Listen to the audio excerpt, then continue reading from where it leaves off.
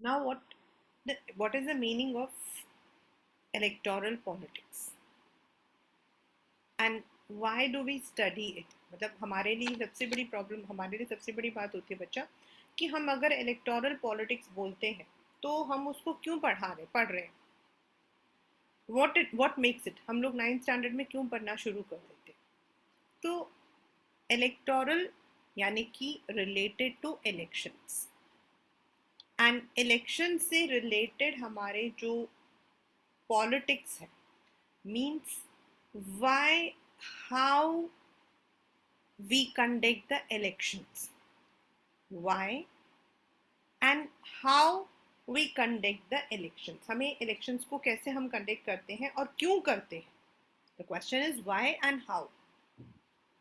And while we are conducting the elections, तो क्या problems आती हैं? What are the problems that we face? And is this the right method? क्या ये ज़रूरी है? Is it the right method?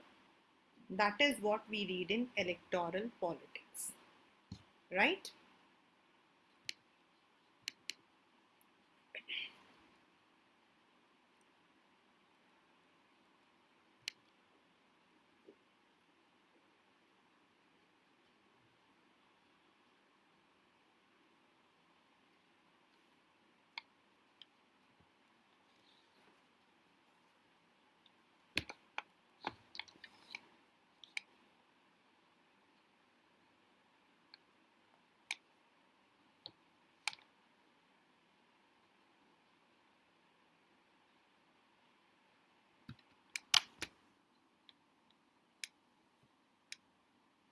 The very first question comes is, what do you understand by the word election?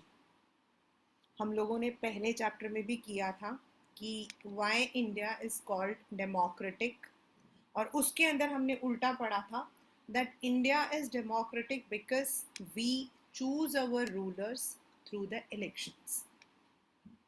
When we talk about the non-democratic countries, there they don't have an election. तो अब यहाँ question आता है, what is an election? आपके school के अंदर आपने देखा होगा that स्टूडेंट्स के लिए हम लोग हेड बॉय हेड गर्ल जो इन्वेस्टिचर सेरेमनीज करते हैं उनके अंदर हम वोटिंग करते हैं. The child who gets the more votes, the child gets the better chance. Similarly, in the reality shows also you must have seen there are voting system, और जिस कैंडिडेट को या जिस कंटेस्टेंट को सबसे ज़्यादा वोट मिलता है वो विनर कहलाता है. तो election means where you are going to choose someone, and in the politics election means choosing our representatives, यानी कि जो हमारे लिए काम करेगा, जो गवर्नमेंट बनाएगा, जो गवर्नमेंट में रूल्स एंड रेगुलेशंस को फॉलो करेगा. एंड ये जो इलेक्शंस होते हैं they are not one time, they are regular. For example in our country we have the elections after every 5 years. हर 5 साल बाद जो है हमारा इलेक्शन होता है. बट पेपर का क्वेश्चन है, remember class 9, but if there is some problem in the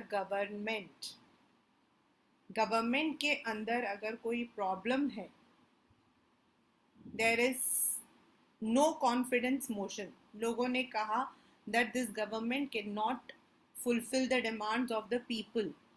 तो बीच में भी कभी कभी इलेक्शंस होते हैं, and that is called as mid-term poll. Remember, this is a question of the paper. And दूसरा, sometimes due to death of a person उस constituency में, मतलब समझ लीजिए कि आप जिस एरिया में रहते हो वहाँ का एमएलए या फिर वहाँ का एमपी, उसकी डेथ हो गई, टू फुलफिल दैट वैकेंसी, मतलब उस इंसान के वैकेंसी को फुलफिल करने के लिए, अब ज़रूरी नहीं है, मान लो कि एक इंसान है, ठीक है, he is the MP of an area, अब उसकी डेथ हो गई, अब हम किसी और को उसकी जगह पे रखेंगे तो हो सकता है the people may not like, तो दोबारा से वहां पर इलेक्शन होता है इन केस ऑफ डेथ और रेजिग्नेशन ऑफ द कैंडिडेट, और उसको हम बोलते हैं बाय इलेक्शंस। रिमेंबर, आपके पेपर में क्वेश्चन आता है what is by election and what is mid term poll. तो मिड टर्म पोल होता है व्हेन गवर्नमेंट पूरा चेंज हो जाता है due to certain problems, and by election होता है when in a particular area, in a particular constituency आपका जो है इलेक्शन होता है, बिकॉज वहां का एमपी या एमएलए जो है उसकी डेथ या रेजिग्नेशन हुई। So that means the very first question is what is election. तो इलेक्शन इज अ मैकेनिज्म, ये वाला जो ऊपर लिखा हुआ है the very first, a mechanism by which people choose, ये आपको लर्न करना है। सो पीपल अपने रिप्रेजेंटेटिव्स को चूज करते हैं and this mechanism is chosen on a regular interval.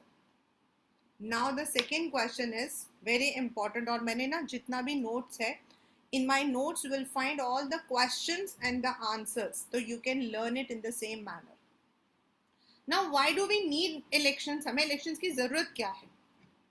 तो as I told you, आपके स्कूल के अंदर इन्वेस्टिचर सेरेमनी हुआ, तो हम चाहेंगे कि हमारा जो हेड बॉय है या हेड गर्ल है, he or she should be smart, intelligent, he should be able to solve our problems, तो हम उस बच्चे को वोट देते हैं।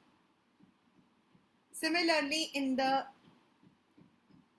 What we call as reality shows, हम उस कॉन्टेस्टेंट को वोट देते हैं जो हमें सबसे ज्यादा पसंद होता है।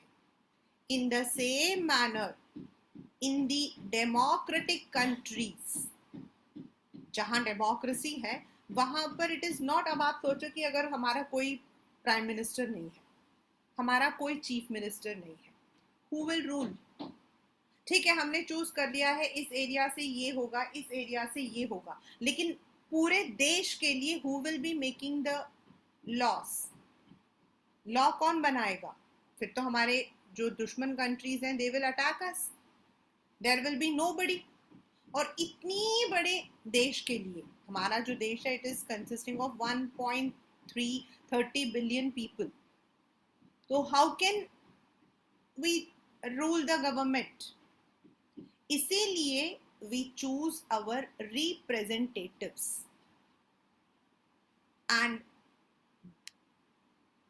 yes, and the elections are considered essential in our times because हमारे पास choice होता है। those people, ये जो 3 पॉइंट मैंने लिखा हुआ है, these are they can choose वाला, these 3 has to come, answer है आपका why do we need elections? Those who can make law, those who can form the government, and those who can also, क्योंकि government सबको ही तो form नहीं करता है। अब हमारे पास कितने लोग हैं? 543 मेंबर्स इन दी लोकसभा, उसमें से 250 लोग हैं जो लॉ बनाते हैं। जो बाकी ऑपोजिशन पार्टीज हैं या बाकी जो लोग होते हैं वो गवर्नमेंट को गाइड करते हैं for making the law.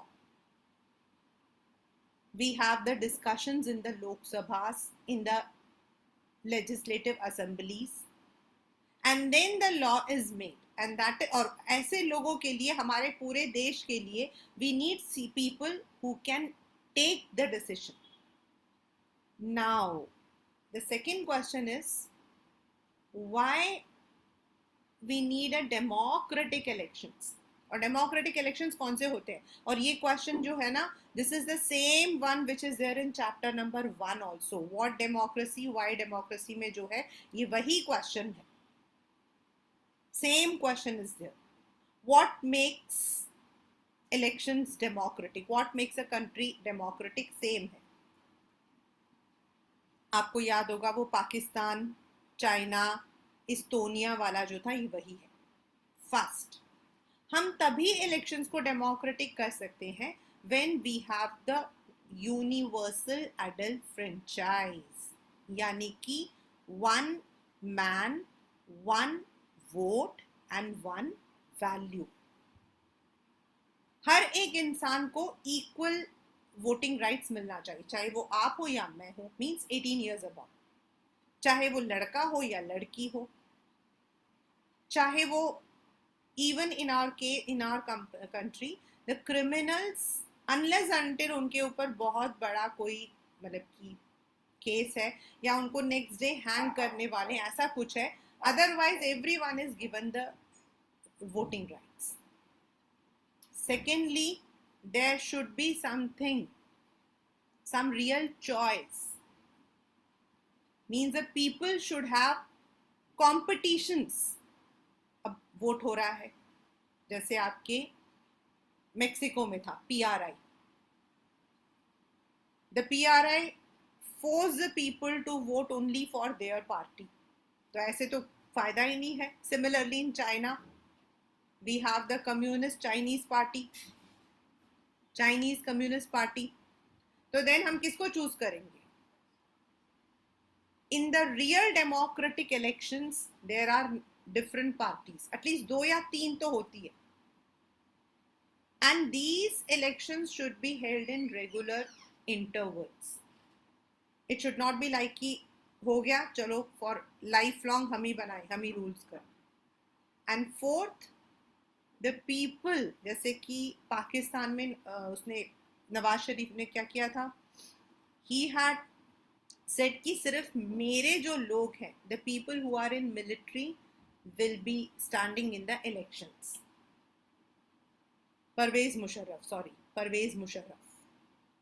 But in democratic elections, the people should have the freedom to choose their representatives. There should be no bound कि आप मेरे ही कैंडिडेट को चूज करोगे. And fifth, it should be free and fair. Means आपको डराना, धमकाना, लालच देना should not be there. होता है, ऐसा नहीं है कि इन मतलब कि डेमोक्रेटिक कंट्रीज ऐसा नहीं होता, बट अगर election commission, if the election commission comes to know, उनके पास अगर कॉन्क्रीट प्रूफ होता है, तो उस कैंडिडेट का कैंडिडेचर कैंसिल हो जाता है. इन मेक्सिको हम लोगों ने पढ़ा था, why are elections in Mexico not democratic? Because वहाँ का जो रूलर पार्टी है PRI, इंस्टीट्यूशनल रेवोल्यूशनरी पार्टी, वो डर्टी ट्रिक्स यूज करता था, वो लोगों को धमकाता था. But in real democracy this is not there. Now आपको पता है जब इलेक्शंस होते हैं तो आपके घर के बाहर जोर जोर से आकर वो चिल्लाते हैं, उससे पहले बोलते हैं इस पार्टी ने ऐसा कर दिया, इस पार्टी ने वैसा कर दिया, इसका जो लीडर है वो करप्ट है. So normally you must have seen the parties fighting with each other. आपने देखा होगा, सुना होगा, नहीं सुना तो अभी जब इलेक्शंस होंगे तो देखना. Most of the time it is said elections is all about political competition. ये क्वेश्चन है. Elections are all about political competition. आपके पेपर में ये क्वेश्चन आता है, write the demerits of political competition, या चॉइस में आता है write the merits of political competition. ठीक है? Is political competition good? जो लोग कहते हैं political competitions are not good, जो लोग कहते हैं नो इलेक्शंस बेकार है, पॉलिटिकल कंपटीशन नहीं होना चाहिए, दे से कि जब पॉलिटिकल कंपटीशन होता है तो क्या होता है, एक पार्टी, कुछ लोग जो है दे सपोर्ट ए पार्टी, कुछ लोग they support B party and this divides the people. कुछ लोग कहते हैं नहीं नहीं this party is very good, इन्होंने बहुत काम किया. दूसरा कहते हैं ना ना ये तो बिल्कुल बेकार है, ये मतलब कि दूसरा. Different political parties and leaders often level allegations against one another. ये बड़ा important है. अभी इंडिया के अंदर भी ऐसा सिचुएशन है. इफ यू सी, एक पार्टी कहती है ये जो रूलिंग पार्टी है ये सभी पार्टीज को खत्म करना चाहता है.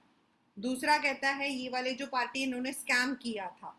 एंड दे ऑफन एलिगेट ईच अदर, एक दूसरे पे इल्जाम लगाते हैं. इन्होंने पॉलिटिक्स में आकर र्यून कर दिया, वो कहते हैं इन्होंने ये स्कैम किया, and they just try to pull each other. Third, parties and candidates often use dirty tricks in, मतलब कि इट हैज बीन सीन कई जगहों पर क्या करते हैं जो पार्टीज होते हैं, उनको पता है कि यहाँ पर जो है पीपल, मतलब उनको 100 रुपए दे दो वो हमारे को डाल देंगे. In many areas they even धमकाते हैं, थ्रेटन करते हैं. इन सम एरियाज वो अलग अलग तरीके के लालच देते हैं. फॉर एग्जाम्पल, आप अगर दोगे तो हम आपको जो है we will give you this thing, and I have seen all these things. कहीं कहीं पर वो कहते हैं हम आपको लिकर देंगे, कहीं कहते हैं हम आपको साड़ी देंगे. And they use such dirty tricks to win the elections.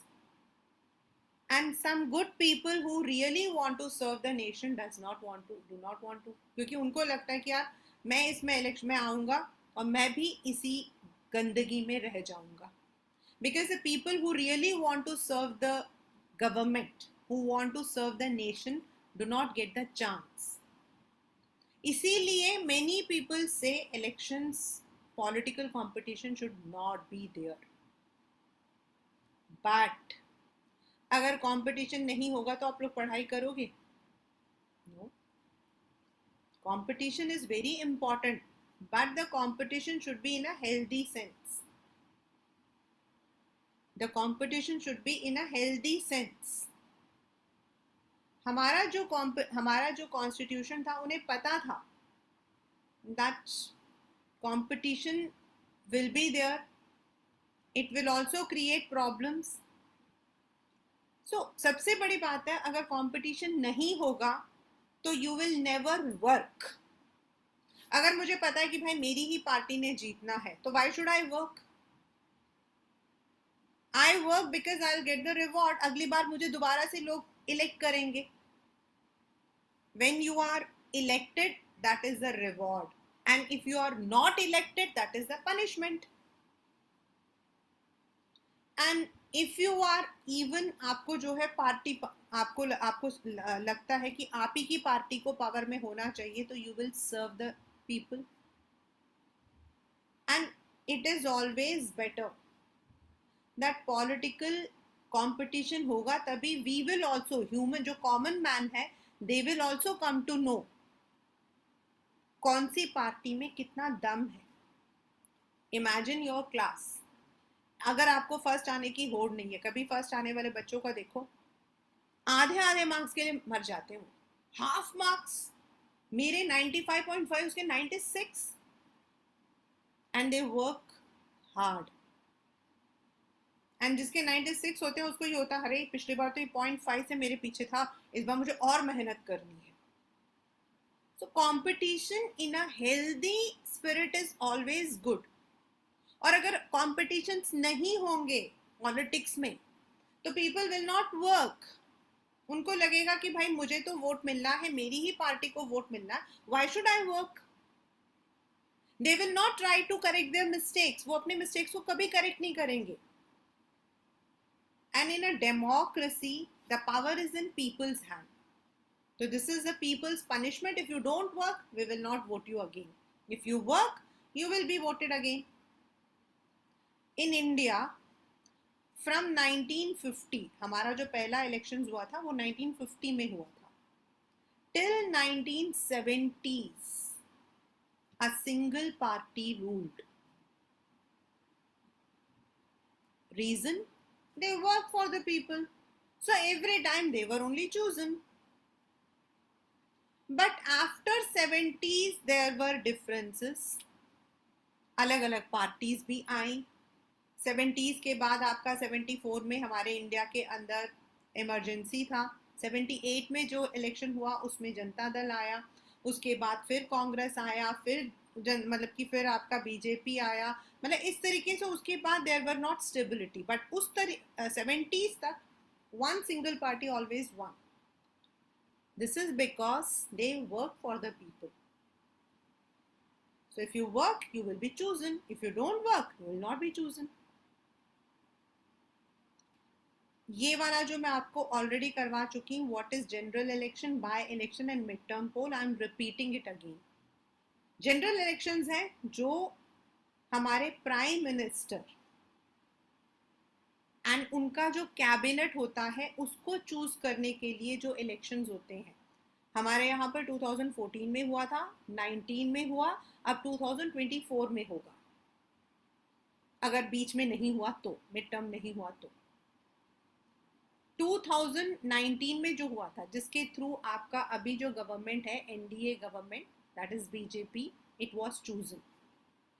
और ये जो इलेक्शंस होते हैं, they are held all over the country, whether you are living in Maharashtra or Delhi or Chennai or Bangalore, हर जगह होता है over the same period. Whereas कभी कभी इलेक्शन सिर्फ एक या दो कॉन्स्टिट्यूएंसी में होता है. दिस इज बिकॉज उस कॉन्स्टिट्यूएंसी का जो रिप्रेजेंटेटिव था उसकी डेथ हो गई या उसने रिजाइन कर दिया, उसको हम बोलते हैं by elections. And mid term poll, देखिए आपके उसमें लिखा हुआ मिड टर्म. अभी आपके जो एग्जाम्स हो रहे हैं वो हाफ ईयरली है, मिड टर्म है, बीच में है. तो मिड टर्म का मतलब हो जाता है व्हेन जो रूलिंग गवर्नमेंट है, if it is not getting the confidence, उसके जो रिप्रेजेंटेटिव्स होते हैं वो कहते हैं कि no, we don't want to work with you, and वो गवर्नमेंट को रिजाइन करना पड़ता है along with the prime minister. तो दोबारा से इलेक्शंस होते हैं, उनको हम बोलते हैं mid term poll. And these are all features, ये होते हैं. Now in our country, as I told you, मैंने स्टार्टिंग में आपको बताया था, हमारी कंट्री इतनी बड़ी है, कश्मीर से लेके कन्याकुमारी, गुजरात से लेके अरुणाचल प्रदेश. अब इतने सारे लोग हैं, जिसमें 1.3 बिलियन तो लोग हैं, और उसमें 18 इयर्स अबव कितने लोग होंगे. अब इतने सारे लोग, इलेक्शंस को हम कैसे, मतलब कि कैसे चूज करेंगे, हमारा रिप्रेजेंटेटिव कैसे होगा. इट इज नॉट पॉसिबल कि हर एक एरिया में जाकर हम इलेक्शंस को कंडक्ट करें. It should be conducted in Dilshad Garden, in Dilshad Colony, in मतलब कि विवेक विहार. ऐसा तो हो नहीं सकता. तो what do we do. The election commission क्या करता है, क्या किया है, in fact what it has done is it has divided the country. हमारी जो कंट्री है उसको डिवाइड कर दिया है. कैसे डिवाइड किया है, अकॉर्डिंग टू द पॉपुलेशन. एक एरिया में मिनिमम 10,000 लोग रहते हो जहां पर मिनिमम, उसके अकॉर्डिंग जो हमारी कंट्री है उसको डिवाइड कर दिया है. जहां जहां आपके अराउंड 10,000 पीपल रहते हैं उसको हम वन कॉन्स्टिट्यूएंसी का नाम देते हैं. उसके अंदर बहुत सारे एरियाज आ जाते हैं. एंड इन दिस मैनर हमारा जो एंटायर कंट्री है, it has been divided into 543 constituency according to the population.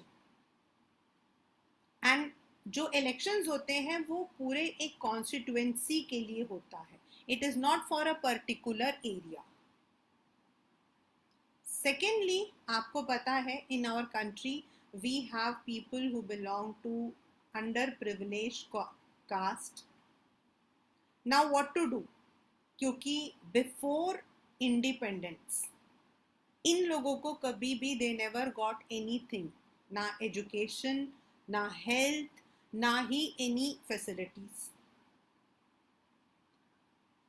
सो इनको भी they should also have the power to decide. Yes, they should also have the power to decide. तो what to do? हम लोगों ने क्या किया? We election commission क्या करता है?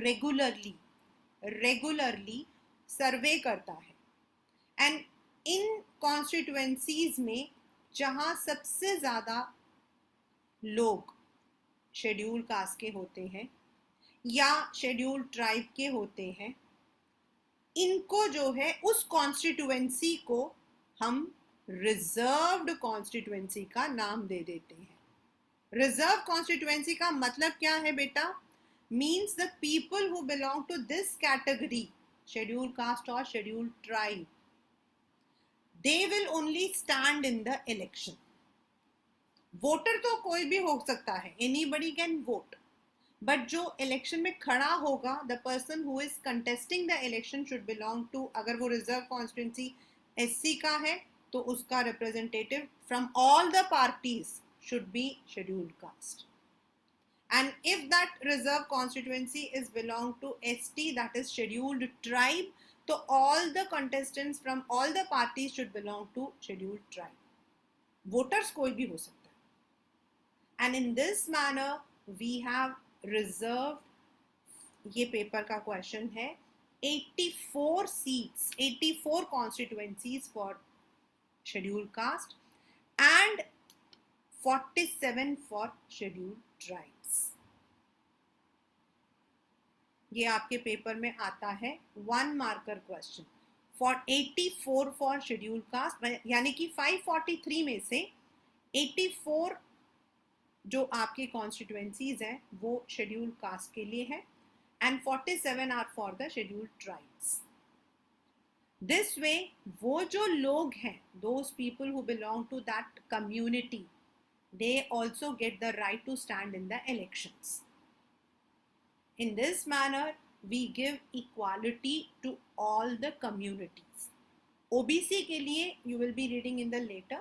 We don't have the reserve constituency, but there are some provisions. अब कौन वोट करता है? ये तो थे हमारा जो इंडिया है उसको हमने 543 कॉन्स्टिट्यूएंसी में डिवाइड कर दिया.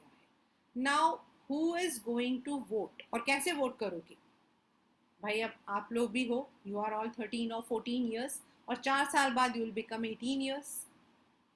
इन our country to contest a vote you need to be 25 years and above, and to vote, to give your vote, to exercise your vote, you should be 18 years. तो कैसे government को कैसे सपना आएगा कि भाई आप 18 years के हो गए? There are 2 ways. First is before the elections, electoral roll is prepared. बहुत सारे लोगों की ड्यूटी लगती है, घर घर जाकर जो है नाम को जोड़ा जाता है. Those who have become 18 years, उनका नाम एड ऑन होता है, and those who have left that place या डेथ हो गई उनका नेम उस कॉन्स्टिट्यूएंसी से हटा दिया जाता है, क्योंकि लोग शिफ्ट करते हैं, सो उनका नाम काट दिया जाता है, बिकॉज उनका जो नाम होगा उस जगह पे होगा जहां वो सेटल हो गए. And those people who have attend 18 years, जो 18 साल के हो गए हैं, उनका नाम उसमें ऐड कर दिया जाता है, and that is called as electoral roll या फिर voters list. Right, it is called as electoral roll or voters list. और दूसरा, in India you also can go to the site of the election commission, and अगर आप 18 साल के हो गए हो तो आप अपना नाम खुद भी add on कर सकते हो using the digital technology. वैसे तो before the elections the roll यानी कि list आपकी prepare होती है, and all the citizens who are 18 years and above, उनका नाम add on हो जाता है. Only some criminals or unsound persons, यानी कि जो दिमागी तौर से ठीक नहीं है, उन्हीं को हम right to vote नहीं देते हैं, but only in rare situations. अभी तक ऐसा नहीं हुआ है. everyone is given. For the voters list जो मैं अभी आपको बता रही थी, the government has also introduced EPIC. The government has also introduced EPIC. What is the full form of EPIC? One marker question.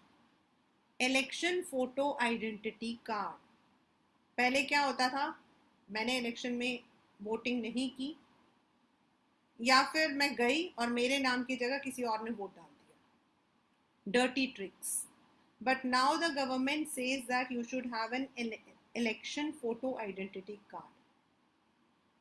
अगर आपके पास वो नहीं है, you have not been issued, then आप लोकल पासपोर्ट या फिर राशन कार्ड जिसमें आपकी फोटो है, you can use that. तो this is how we can vote in the elections. अब वोटिंग तो चलो 18 साल से above anyone can do, but what if I want to stand in the election? कैसे स्टैंड होते हैं हम, कौन खड़ा कर सकता है? अगर कल को मान लो आपकी मम्मी खड़ी होनी चाहती है, आपके पापा खड़े होने चाहते हैं, तो how can they stand in the elections? That is nomination of the candidate. कैसे? फर्स्ट, आपके पास या तो आप किसी पार्टी को बिलोंग करते हो, ठीक है, you may belong to a political party. अब मान लो आप एक पॉलिटिकल पार्टी को बिलोंग करते हो जिसका चिन्ह है प्रेशर कुकर, ठीक है, you are in this party. We are not supposed to use the names of any political party, so I'm not using. Only where it is needed, I'll use it. अब आप क्या करोगे, आप इस political party के member हो, ठीक है, you are the member of this political party called cap, ठीक है. नाउ अगर आप कुकर पार्टी के मेंबर हो तो जरूरी नहीं है there will be thousands of members, जरूरी नहीं है कि आप ही इलेक्शन में खड़े हो जाओ. तो जो आपके पॉलिटिकल पार्टी का हेड होगा, लीडर होगा, he will give you the party ticket. What is party ticket? It is a permission. What is party ticket? It is a permission. तो ये लीडर डिसाइड करते हैं कि किस कॉन्स्टिट्यूएंसी में किस इंसान को खड़ा करना है. मतलब मान लो कृष्णा नगर है, दिलशाद गार्डन है, विवेक विहार है, प्रीत विहार है, तो किस कॉन्स्टिट्यूएंसी में किसको परमिशन मिलेगी टू कंटेस्ट द इलेक्शन, और उसको हम बोलते हैं party ticket. So once you get the party ticket, अगर आप किसी पॉलिटिकल पार्टी को बिलोंग करते हो तो आपको आपका जब लीडर पार्टी टिकट दे देता है, then you can file your nomination.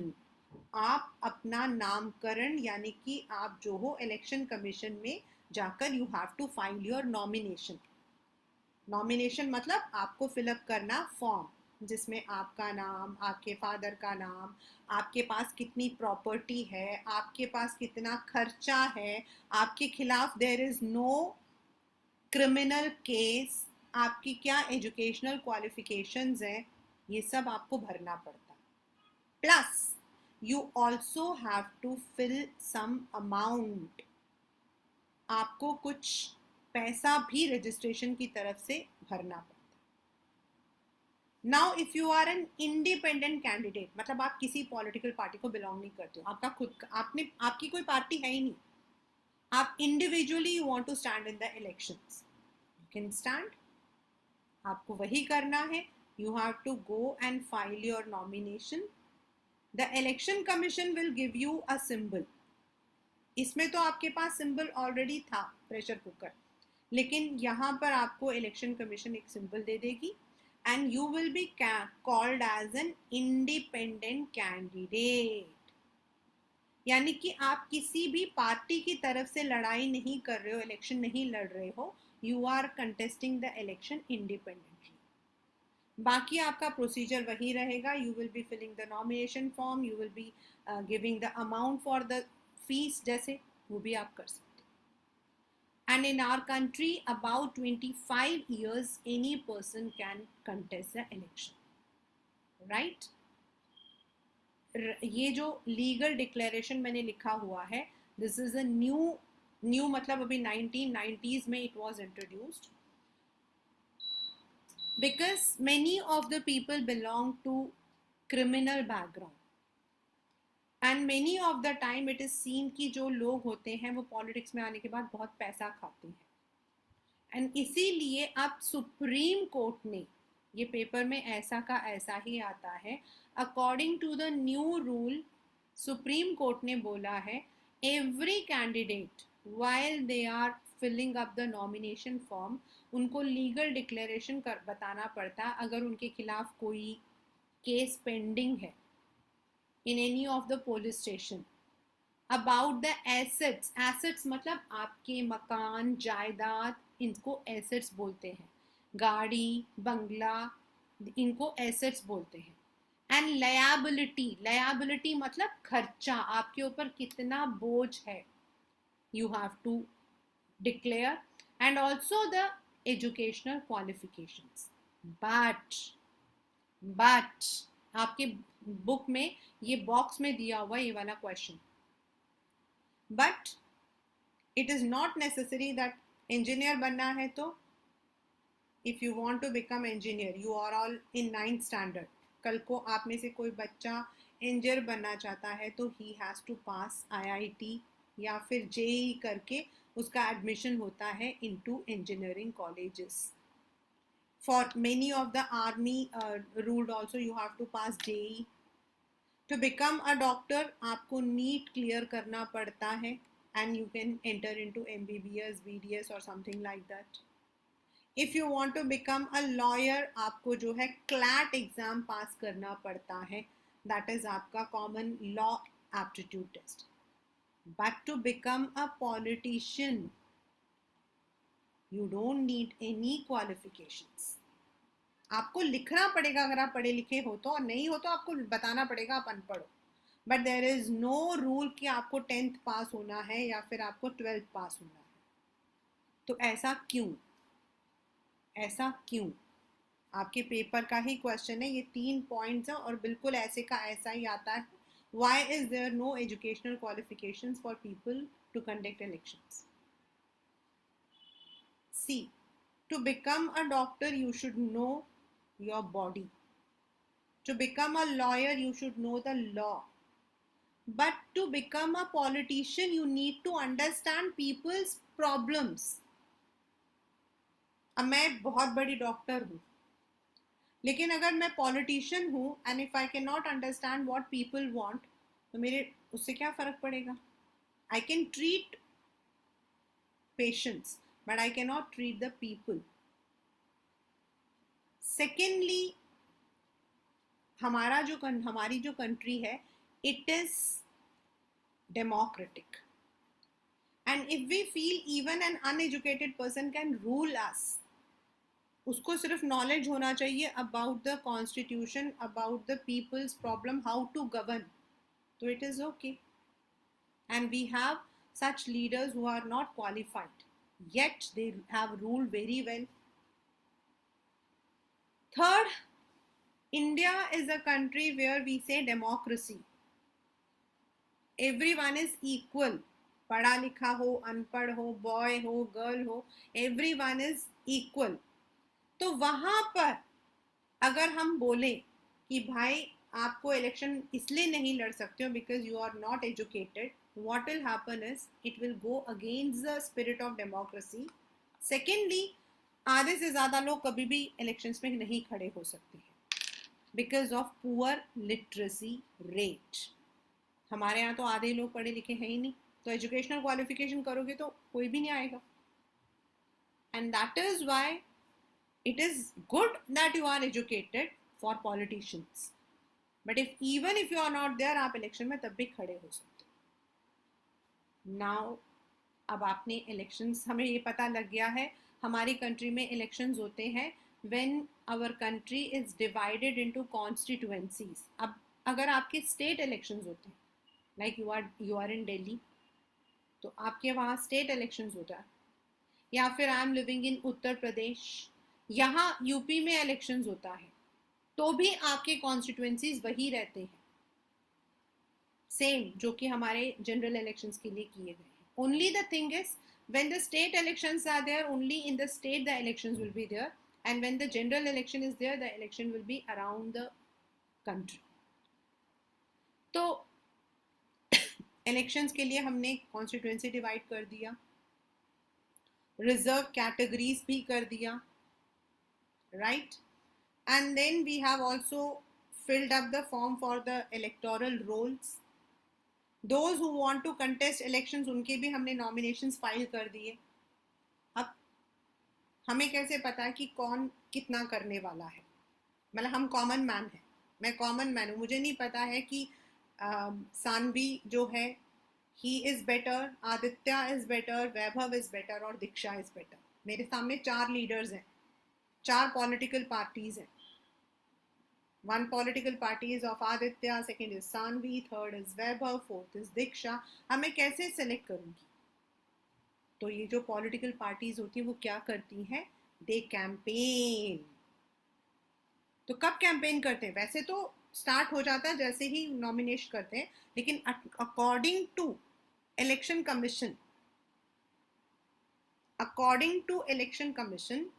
It can take place only for 2 weeks period. जब फाइनल लिस्ट आ जाती है और उससे पहले 2 हफ्ते यानी कि 15 days the political parties can campaign.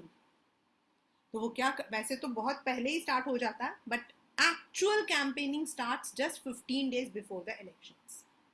वो क्या करते हैं? वो जगह जगह जाते हैं, कई जगहों पर तो माला पहन कर आते हैं, कहते नमस्ते आप हमारे उसको वोट दीजिए.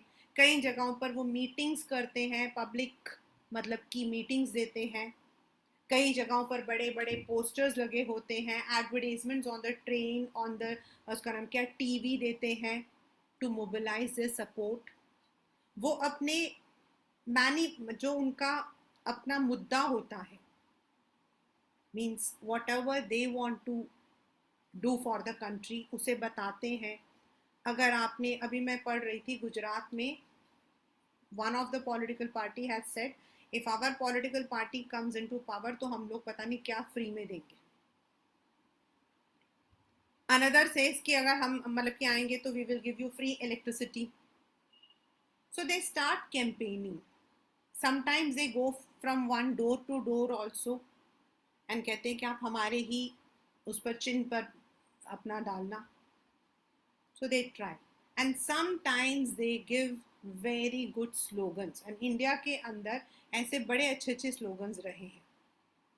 The very famous slogan given was first of all was by Indira Gandhi, गरीबी हटाओ. उनका मुद्दा था कि if my party comes तो I will make some programs. उन्होंने 10-point प्रोग्राम और 20-point प्रोग्राम बनाया था और उन्होंने कहा था I will remove the poverty. बाद में उनका बड़ा मजाक भी उड़ा था, पॉवर्टी तो नहीं रिमूव हुआ, पुअर को रिमूव कर दिया ऐसे करके, बट ऐसा होता है. Second was, as I said, emergency हमारे यहाँ पर हुआ था 1975 में 25 जून को. That was the black period of our country. And उस दौरान बहुत ज़्यादा आपके जो है पावर्स को मिस यूज किए गए थे. Emergency is a very interesting period of our politics. Those who will be studying political science in 12th standard, ये पूरा एक चैप्टर है. और मैं तो हमेशा जब भी बच्चों को पढ़ाती हूँ मैं कहती हूँ बेटा प्लीज इसी पे प्रोजेक्ट बना दो, मुझे बहुत अच्छा लगता है इसे पढ़ाना. एंड उस वक्त में जो भी एट्रॉसिटीज हुई थी उसको मतलब कि उसके खिलाफ, उसके अगेंस्ट आवाज उठाया था जनता दल ने with the slogan save democracy. ये सारे जो मैं बोल रही हूँ ना, these are all match the column और 1 मार्कर क्वेश्चन. गरीबी हटाओ कांग्रेस पार्टी का था, इंदिरा गांधी ने दिया था. Save democracy was given by Janata Party. Left Front which is in West Bengal, उन्होंने दिया था land to the tiller. Tiller मतलब peasants. And N T. Rama Rao, a very famous film actor, he was the founder of ये पेपर का question है. He was the founder of Telugu Desam party, TDP. भाई ये वो जूनियर NTR नहीं है, जूनियर NTR उनके पोते हैं शायद, जो RRR में आया था वो इनका पोता है. तो जो NT रामाराव थे, he was a very famous film actor.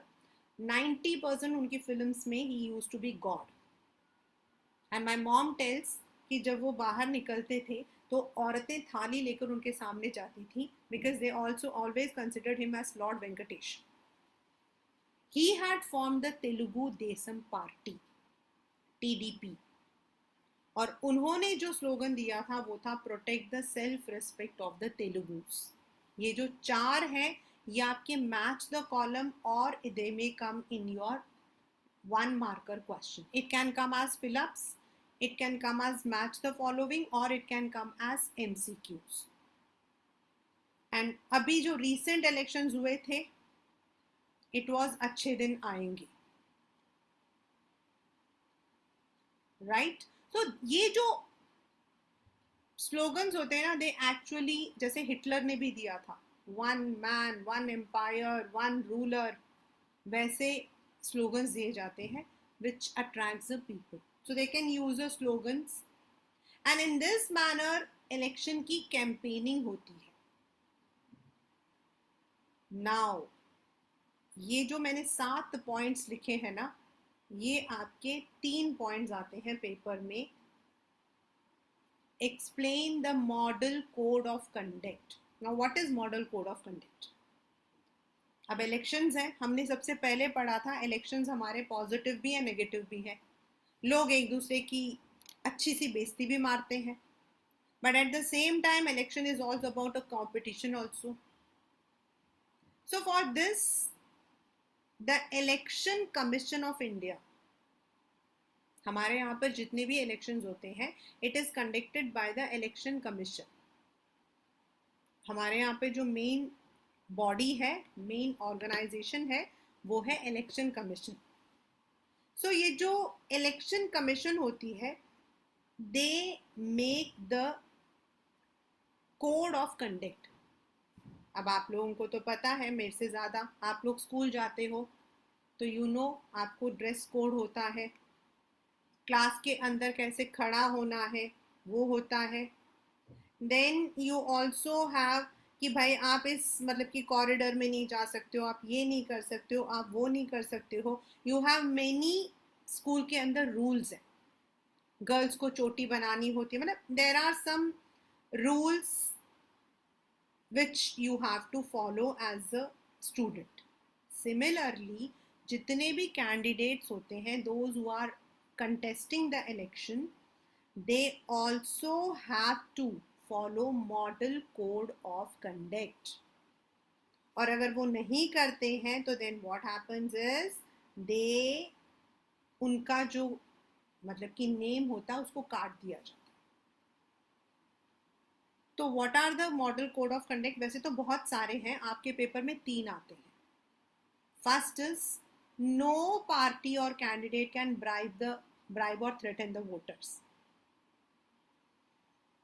Second is no political party can appeal to them in the name of caste or religion, which is हमारे, क्योंकि हमारे यहाँ पर we have the casteism, we have the religion also. तो आप Hindu party को दो, आप इस पार्टी को दो, या फिर आप दोगे तो हम आपके रिलीजन को ये कर देंगे, ऐसा हमें नहीं बोलना चाहिए. थर्ड, गवर्नमेंट के जो रिसोर्सेज हैं, गवर्नमेंट की गाड़ी, गवर्नमेंट का बंगला, गवर्नमेंट के जो भी रिसोर्स, उनको आप इलेक्शन में यूज़ नहीं करते, हमें अपना पर्सनल यूज़ करना पड़ता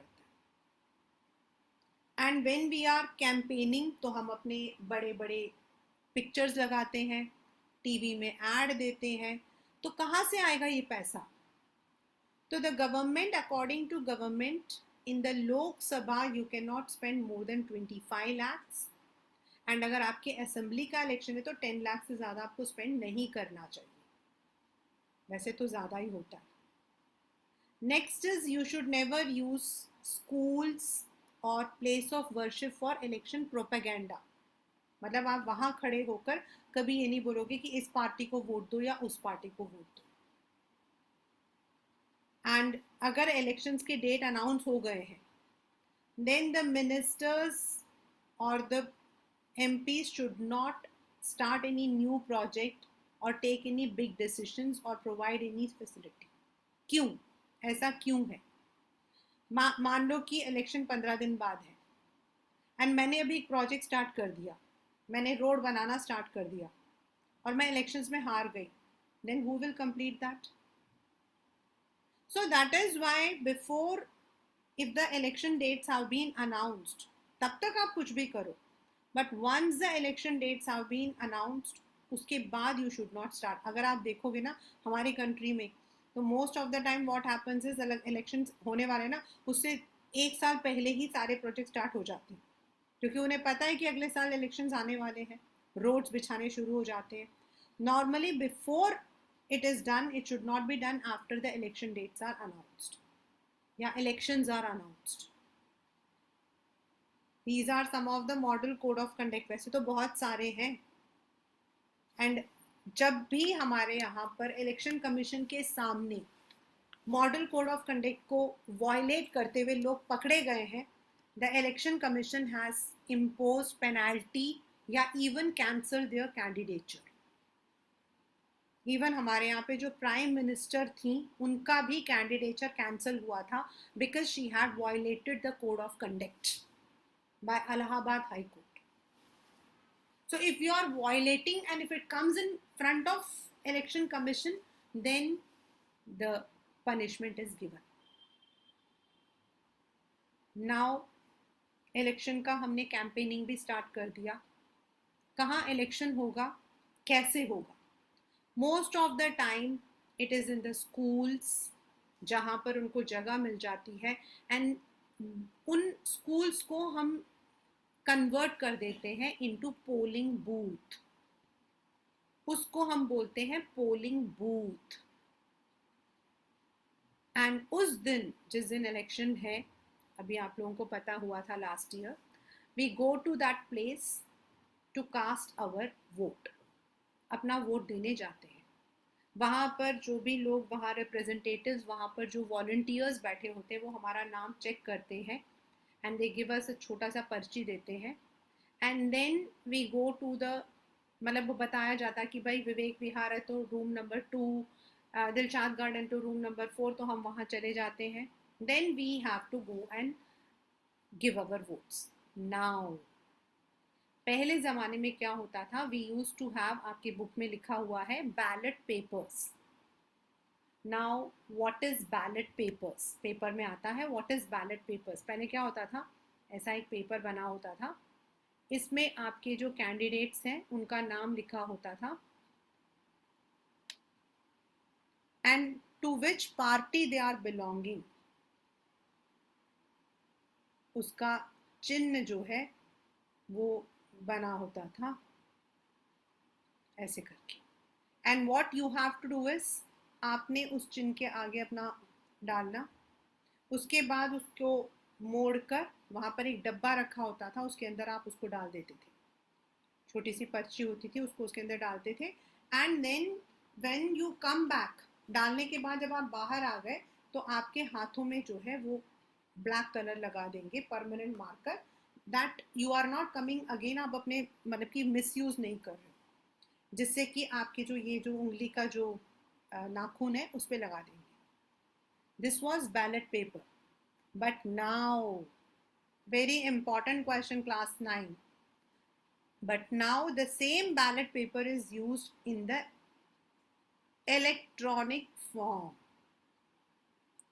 सेम है, ऐसा ही रहता है, बस उसमें क्या रहता है, यहाँ साथ में एक बटन रहता है.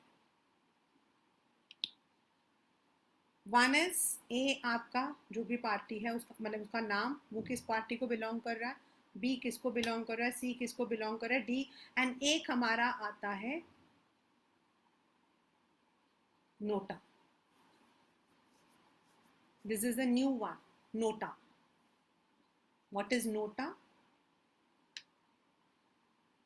बड़ी खुशी से मैं बता सकती हूँ, every time I just go and cast my vote on NOTA. मैंने तो अभी तक सिर्फ नोटा पे डाला, नन ऑफ द अबाउ। अगर आपको लगता है इनमें से कोई भी कैंडिडेट इज नॉट वर्दी, पहले क्या होता था, लोग अपना वोट छोड़ देते थे, उन वो कहते थे there is nobody, but now there is one provision, NOTA, none of the above. और अगर आपको लगता है कि your vote is not capable for any of the candidate, तो आप नोटा पे लगा सकते हो। तो आप जिस पे भी लगाना चाहते हो, यहाँ पर वो बटन होता है एंड उस बटन को आपको प्रेस करना पड़ता है, it will go, and this is called as electronic voting machine. One marker question है, व्हाट इज ईवीएम? आपके दो, इलेक्शन कमीशन ने दो चीजें इंट्रोड्यूस की हैं, one is epic and second is EVM. Epic is election photo identity card and second is electronic voting machine. यानी कि पहले हम बैलेट पेपर से यूज करते थे, बट बैलेट पेपर का प्रॉब्लम क्या आता था, एक तो लोग क्या करते थे, जो लोग गलत काम करते हैं, पूरा का पूरा डब्बा जो है उठा के लेकर चले जाते थे, एंड उसकी जगह अपनी पार्टी के जो नाम होते थे उसका डब्बा डालकर चेंज कर देते थे। So to avoid these malpractices, EVM was introduced. Nowadays electronic voting machines are used to record the votes, उसमें आपका वैसा ही रहता है। नाउ इलेक्शंस भी हो गए, आज इलेक्शन था 28 अगस्त, ठीक है। अब कब खुलेगा, how will we know the result? Government election commission हमें 2 दिन का टाइम देती है, 2 या 3 दिन। नाउ ये जो जितने भी इलेक्ट्रॉनिक वोटिंग मशीन है, इनको लेकर जाकर एक सेफ जगह पे रख लिया जाता है, क्योंकि ये सब तो स्कूल्स में होते हैं। So they are taken to a nearby place, and then जिस दिन का डेट दिया होता है उस दिन द इलेक्शन वोटिंग मशीन खुलता है, the votes are counted, and the person who secures the highest number of the vote from that constituency is declared as elected from that particular. But government वो form नहीं करते हैं, government वो form करते हैं जिस पॉलिटिकल पार्टी के maximum numbers को जो है वोटिंग मिली है, वो पॉलिटिकल पार्टी आपकी मतलब कि विनर पार्टी कहलाती है, right. So this way election हमारे कंडक्ट होते हैं। Now what makes in elections in India democratic? हमारे इंडिया का इलेक्शन इसलिए डेमोक्रेटिक है because we have universal adult franchise, we have free and fair elections, we have parties to choose, but at the same time हमारे यहाँ पर एक powerful election commission है which does not come under any government. जैसे आपका government है that is legislative, जो हमारे लिए रूल्स बनाते हैं, देन आपके एग्जीक्यूटिव्स जो रूल्स को फॉलो करते हैं और उसे इम्प्लीमेंट करते हैं, एंड जुडिशरी अगर कोई लड़ाई कोई डिस्प्यूट होता तो उसको ठीक करते हैं।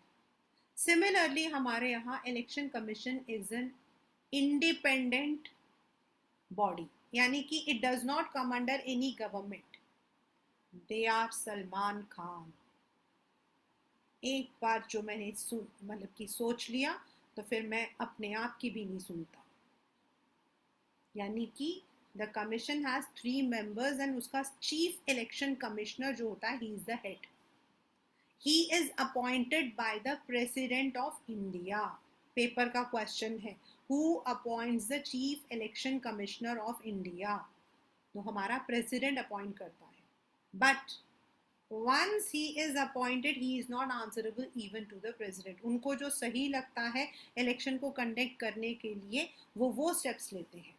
एंड इस वक्त हमारे जो प्रेजेंट इलेक्शन कमिश्नर हैं, पिछली बार ये पेपर में आया था, his name is Rajiv Kumar. इस नाम को कैसे याद कर सकते हो? कुमार अक्षय कुमार। अक्षय कुमार का रियल नाम है राजीव भाटिया, तो याद रख लेना, राजीव कुमार। हमारे जो प्रेजेंट इलेक्शन कमिश्नर है वो है Rajiv Kumar. So once he was appointed in May 2022. Once he is appointed, then वो अपने जो मेंबर्स हैं उनके साथ फैसला लेते हैं इलेक्शंस कब कंडक्ट होने चाहिए, कैसे कंडक्ट होने चाहिए, कौन से रूल्स को फॉलो करना चाहिए, कौन से को नहीं करना चाहिए। these all decisions are taken by election commission. Neither the government nor the parliament nor the president can dictate them. That is why it is called as Independent Election Commission. And what can they do? ये जो 4 question 4 marks हैं, ये 5 marks में आता है आपका। They are the one who take the decision for the conduct and control. ये कैसे करना है, किस एरिया में, मतलब there are 2 kinds of elections. एक आपका इलेक्शन होता है for the general, prime minister वाला, दूसरा आपके जो स्टेट्स में होते हैं, तो कब कैसे करना है, what should be the model code of conduct and punishes the candidate who violates. Then they also order the government to follow some guidelines. मतलब वो they cannot, गवर्नमेंट जो है वो उन चीज़ों को वायलेट नहीं कर सकती है। एंड इलेक्शन कमीशन हमारा एक छोटा सा मतलब की बॉडी है, तो देर आर, हमारे वहाँ पे जो लोग काम करने वाले वो कम होते हैं, तो they ask the government to give some people as on election duty. Normally teachers, जो गवर्नमेंट में लोग काम करते हैं उनको इलेक्शन ड्यूटी पे लगा दिया जाता है। एंड उस पीरियड में जब वो इलेक्शन ड्यूटी पे होते हैं, they don't go for their regular work, they work under the election commission. This is how election commission runs in India. What has been the elections, US वगैरह में कैसा रहता है और हमारे यहाँ कैसा रहता है। अगर आप यूएस में जाते हो ना, तो वहाँ पर मैक्सिमम जो लोग इलेक्शंस में वोटिंग डालते हैं ना, वोट डालते हैं, वो रिच होते हैं। पुअर लोग वहाँ नहीं डालते, वो कहते हैं हमें तो कुछ मिलेगा ही नहीं। But in India it is opposite, most of the time it is the poor जो अपना वोट किसी भी हालत में नहीं छोड़ते। कभी आप इलेक्शन के बाद न्यूज़ पढ़ना, लोग होते हैं ही इज़ 100 years old, वो मतलब कि उस पर बैठे हुए हैं व्हील चेयर पर, and he has gone to cast his vote. But it is not that कि everyone goes to give his और हर वोट। कई लोग तो कहते हैं आज तो वोटिंग देना, आज तो हमारे लिए छुट्टी, चलो आज हम घूमने चलते हैं। तो जो किसी भी एरिया में मान लो इलेक्शंस हो रहे हैं, से आपके एरिया में इलेक्शंस हो रहे हैं, and there are 100 people who have to vote, 18 साल से अबव है, ठीक है। नॉर्मली हमारे यहाँ पर not all the 100 people go and vote, not all the 100 people go and vote. कोई बीमार होता है, कोई नहीं जाना चाहता है, तो जो एक्चुअल पीपल जिन्होंने वोटिंग की है, जाकर अपना वोट डाला है, उसको हम बोलते हैं टर्न आउट। 1 मार्कर क्वेश्चन है ये। टर्न आउट मतलब किसी भी एरिया में जितने लोग होते हैं 18+, उनमें से कितने लोगों ने वोटिंग करी थी। हमारे यहाँ पहले तो 40% पीपल वोट करते थे, but now it has increase to 85%, because अब कैंपेनिंग होती है, जगह जगह पर लोग सुनाते हैं, मतलब कि बताते हैं that we should not waste our vote. आपको पता है इंडिया के अंदर एक बार एक वोट से एक गवर्नमेंट गिर गई थी। एक वो वेरी फेमस एक डायलॉग है नाना पाटेकर का,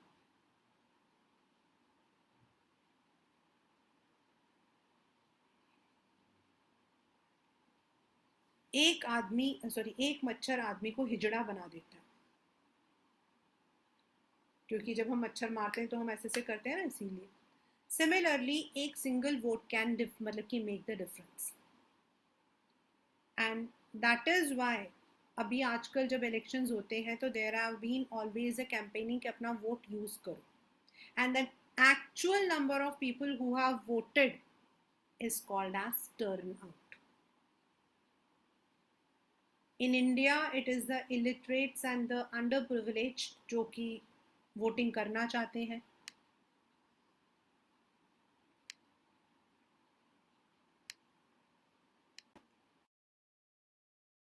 इन अदर कंट्रीज जहाँ रिच कंट्रीज हैं वहाँ पर the poor do not give the vote, but yes हमारे यहाँ पर फिर भी people जो है they take participation in the voting, in campaigning, in other areas. अब रिजल्ट आना है, रिजल्ट आ गया, most of the time it happens कि जो रूलिंग पार्टी है वो लूज कर देती है क्योंकि वो काम ही नहीं करती है. देन व्हाट हैपन्स, कैंडिडेट्स जो कि वोट खरीदते हैं वो भी बेचारे हार जाते हैं. उनका जो पैसा लगा होता है on the campaigning, on the security deposit, वो भी ख़त्म हो जाता है. But most of the time nobody challenges. जो भी आता है वो कहते हैं ये जनता का मतलब कि फैसला है, हम इसे तहे दिल से लेते. मतलब normally they don't dispute, they don't put it in to supreme court कि नहीं हम नहीं करेंगे, because they know they have not worked, so the people do not vote. This question जो लास्ट मैं करवा रही हूँ, this is again a short question. What are the challenges to free and fair elections in India? This is a sure and short question. This is because people spend lots of money, but they don't, मतलब वो जीतते नहीं हैं. और जो बेचारे छोटे parties होते हैं या इंडिपेंडेंट कैंडिडेट्स होते हैं उनको ये एडवांटेज नहीं मिलता क्योंकि उनको तो कोई भी पीछे से पैसा नहीं देता. जो बड़ी बड़ी पार्टीज होती है ना, उनको तो जो बड़े बड़े इंडस्ट्रियलिस्ट होते हैं वो लोग पैसा देते हैं कि ठीक है तुम लड़ो इलेक्शंस, हम आपको सपोर्ट कर रहे हैं, but still they are defeated. Secondly हमारे यहाँ पर एक बहुत बड़ी बात है कि बच्चा अगर घर में स्टेथोस्कोप से खेलता है तो बच्चे माँ बाप कहते हैं वाह बेटा तुम बड़े होकर डॉक्टर बनोगे. बच्चा ब्रश करता है तो कहते हैं तुम पेंटर बनोगे. और बच्चा थोड़ा बदतमीज होता है कहते हैं क्यों बड़ा होकर क्या तुमने मतलब कि पॉलिटिशियन बनना है, गुंडागर्दी करनी है. तो most of the time it happens कि many people who are having the criminal, हम लोग नहीं चाहते हैं कि हमारे बच्चे पॉलिटिशियंस में बने. तो most of the time those who are having the criminal connection, they also come in the voting, which is very wrong. कई बार जिसको हम कहते हैं डायनास्टिक सक्सेशन, ये वाला जो क्वेश्चन है ना ये 10th में भी है, means they give their vote, they give their party tickets only to the family members या फिर नियर वन. और ऐसा हमारे इंडिया में बहुत कॉमन है. जो फैमिली मेंबर होगा या रिश्तेदार होगा उन्हीं को वोटिंग इलेक्शन में खड़े होने का परमिशन मिलता है. उसकी वजह से क्या होता है, जो एक्चुअल कैंडिडेट्स होते हैं दे डोंट गेट द. अभी recently also there has been one incident. Then for us, जैसे मैंने भी आपको बोला कि मेरे सामने 4 पॉलिटिकल पार्टीज हैं, दे सभी का जो है दे आर ऑल सिमिलर. एक ही लोग, सभी लोग एक ही बात कहते हैं, we will develop we will develop. तो we don't have the ordinary citizens के लिए there is less choice, and these are all challenges, we have to overcome these. And जो छोटे छोटे पार्टीज या इंडिपेंडेंट कैंडिडेट्स होते हैं they often lose in the elections, which is also, जैसे अब कोई बेचारे ने अपना खड़ा किया, बेचारा उसने अपना पैसा भी खर्च किया, but then he does not get the support. तो उसका पैसा भी चला जाता है एंड नेम भी चला जाता है. So these are the challenges, these are the difficulties which we have to, मतलब हमें करना. सुप्रीम कोर्ट ने किया है. हमारे यहाँ एक चीज़ और होती है जिसको हम कहते हैं आया राम गया राम. आया राम गया राम, डिफेक्शन. मतलब मान लो कि मेरी पॉलिटिकल, मतलब जिस पॉलिटिकल पार्टी की मैं मेंबर थी वो हार गया, तो मैं क्या करूँगी, उसको छोड़कर दूसरे पॉलिटिकल पार्टी में चली जाऊँगी. उसकी वजह से जिस पॉलिटिकल पार्टी से मैं मतलब कि खड़ी हुई थी वहाँ के सारे सीक्रेट्स मैं उनको बता दूंगी. So the government, sorry, the Supreme Court and the election commissions have made some rules, some law also. Still, जब तक हम इन challenges को पूरा नहीं करते हैं, हमारा जो elections है, we cannot say they are completely democratic. So this is the chapter electoral politics.